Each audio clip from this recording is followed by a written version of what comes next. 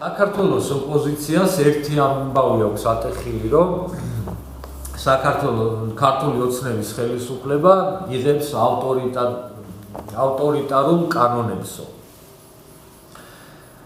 სიმართლე რო თქვა, მეც არ მომეწონა ის ფაქტი, რომ ხელისუფლებამ გადაწყვიტა კანონების გამკაცრება, მაგრამ მივხვდი იმას, რომ უბრალოდ სხვა გზა არ აქვს ხელისუფლებას და ოპოზიციამ სხვა გზა არ დაუტოვა, რომ გარდა იმისა, რომ გაემკაცრებინათ კანონმდებლობა.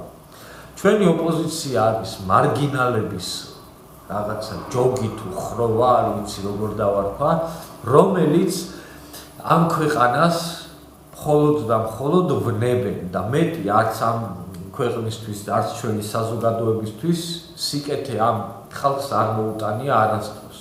არც მაშინ, როცა იყვნენ ამ ქვეყნის ხელისუფლებაში და არც ეხლა, როცა ქვიათ ოპოზიცია და სინამდვილეში არიან ამ ქვეყნის მტრები.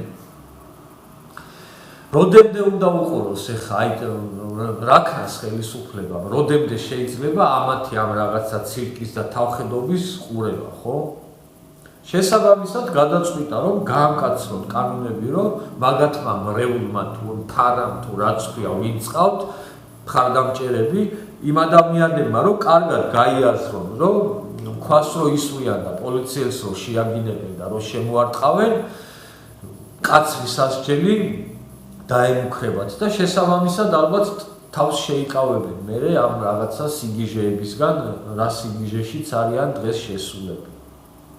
ასე რომ ის ფაქტი, რომ დღეს ჩვენი ხელისუფლება კანონმდებლობას ამკაცრებს, თავიდან ბოლომდე არის ოპოზიციის ბრალი და ყველა ნორმალური ადამიანი და ყველა ის ადამიანი, ვისაც აზროვნების და ობიექტურად შეფასების უნარი გააჩნია, მიხვდება ამას, რომ ეს ყველაფერი არის ისევ და ისევ ჩვენი მარგინალი ოპოზიციის ბრალი. ასევე ოპოზიციის ბრალია თავიდან ბოლომდე ის, რომ დღემდე საქართველოში არ განხორციელდა ინვესტიციები. ამისათვის ოპოზიცია აკეთებდა ყველაფერს მთელი ამ წლების განმავლობაში და განზრახდა გამიზნულად ყველა მათი მოქმედება მიმართული იყო იმისათვის, რომ უცხოელებისთვის შეექმნათ ისეთი განცდა, რომ აი საქართველოში დღეს თუ არა ხვალ სიტუაცია აირევა და აფეთქდება და აქ მოკლედ ყველაფერს აკეთებდნენ იმისთვის, რომ საქართველოზე შეექმნათ რაღაცა არასტაბილური ქვეყნის განცდა ადამიანებისთვის. და ამას ემსახურებოდა მთელი მათი აი ეს რაღაცა ცირკები ამ წლების განმავლობაში, რომ ძალიან კარგად იცოდნენ ასეთ შემთხვევაში, როცა ქვეყანაში იქნებოდა ქაოსი და არ იქნებოდა სტაბილური ვითარება, ინვესტიციები არ განხორციელდებოდა და სწორედ ამისთვის აკეთებდნენ ყველაფერს. და მათი ჩანაფიქრი იყო ის, რომ საქართველოს ეკონომიკა ჩამოინგრეოდა შესაბამისად იმისა, რომ არ შემოვიდოდა გარედან ფული.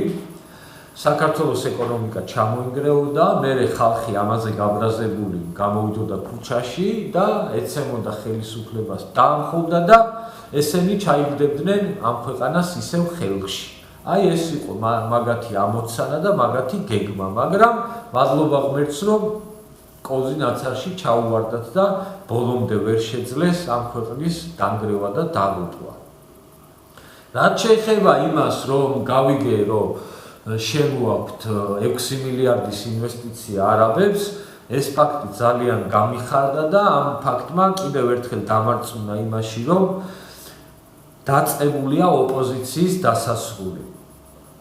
ამ არაბული კომპანიისთვის ჩვენ ხელისუფლებას მყარი გარანტიები რო არ მიეცა იმისა, რომ საქართველოში ყველაფერი კარგად იქნება, ეს ადამიანები ამ ხელა ინვესტიციას არ განახორციელებდნენ საქართველოში და რო გავიგე ეს ამბავი, მაშინვე გულში რაღაცნაირად გამკრა, რომ დაწყებულია აი ამ ქვეყნის მტერი პოზიციის დასამარების პროცესი და აი ეს პანაშვიდები მინდის ეხლა და თავიანთ თავებს გლოვობენ ეს დღეები, რომ დაწეწნიან ქუჩებში და მაგათი დასასრული ძალიან მალე დადგება.